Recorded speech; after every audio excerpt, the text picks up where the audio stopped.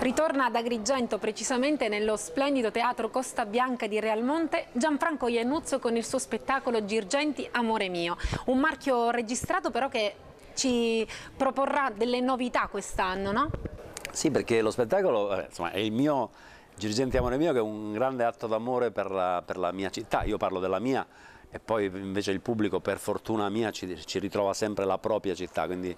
diventerà anche Casteltermini amore mio, Realmonte amore mio,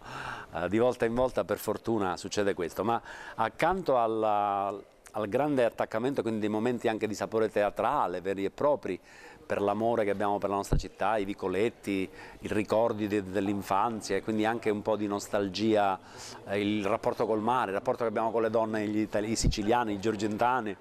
C'è anche la capacità che abbiamo gli agrigentini soprattutto di ridere di tutto e di tutti, anche troppo, perché siamo proprio dissacranti, sappiamo però ridere di noi stessi, che è una dote molto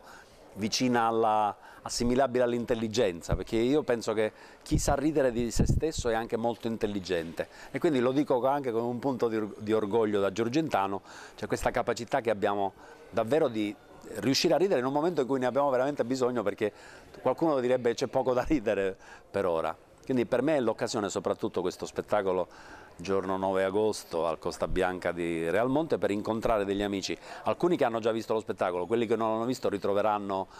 delle cose secondo me molto carine, divertenti, che ci affezionano ancora di più alla città, ma è incentrato soprattutto sul divertimento, sull'allegria, sulle vacanze estive, sul fatto che arrivano gli esbergetani e noi siamo capaci anche di